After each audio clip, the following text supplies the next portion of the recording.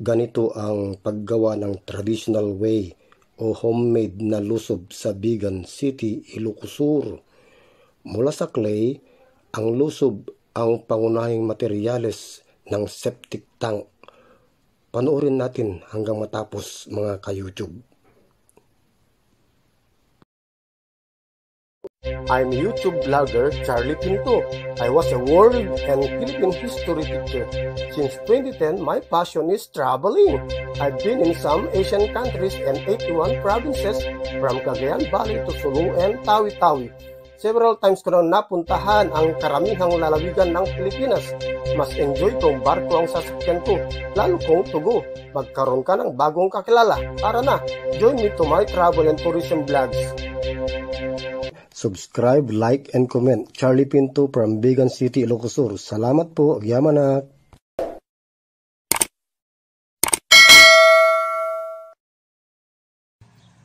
Pagawaan naman ng lusob. Ito na tawag namin lusob.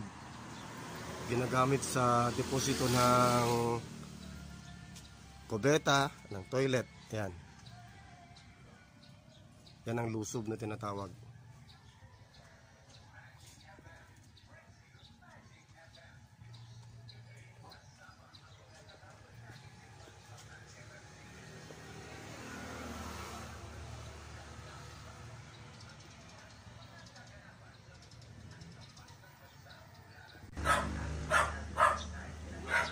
Ito yung actual naman na kagagawa pa lamang na lusob.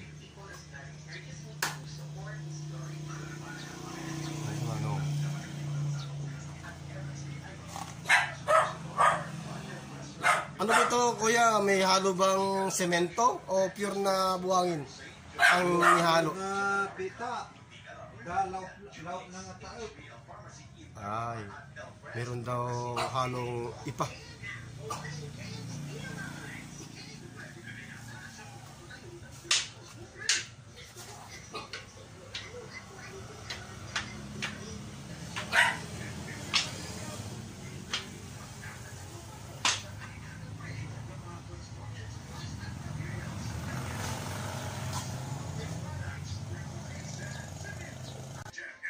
Yan din ang clay na ginagawa nila.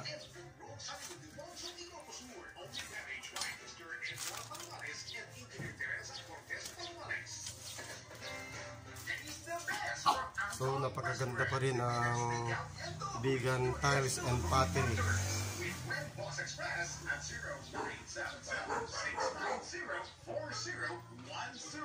Salamat sa panonood. Subscribe and like my YouTube channel, Charlie Pinto. Ulitin ko po, Charlie Pinto ang YouTube channel ko. Subscribe and like. At watch nyo na rin. Share nyo na rin. Salamat po. Yan, tingnan natin si Kuya na Malalang Bantay sa YouTube. Vlogger ako sa YouTube. Yan, gagawa si Kuya ng lusob. Yung tawag namin lusob.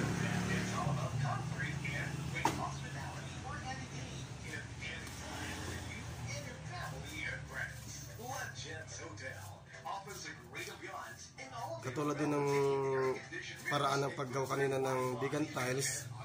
Ganito rin minomold ang gagawin nilang lusob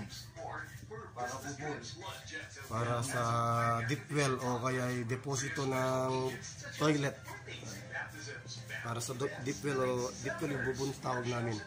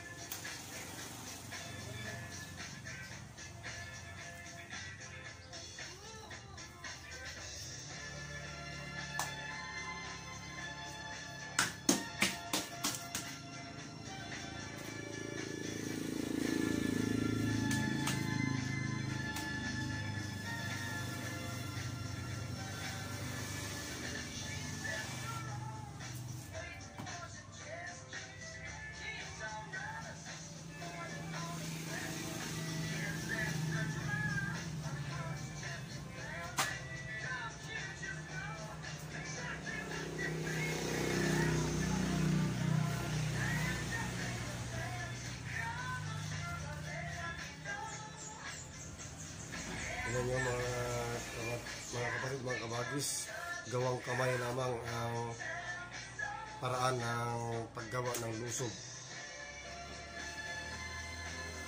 Mano-mano.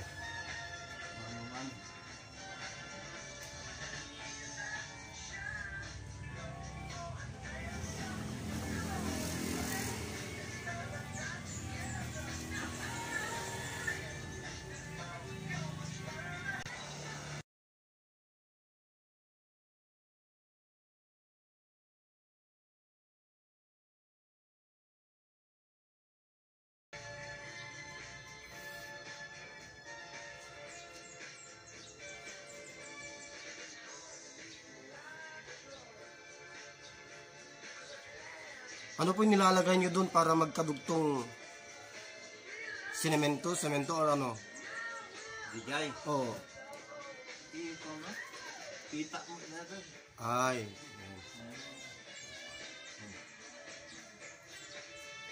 Ayun. Ganyan pala ang paggawa para magdugtong.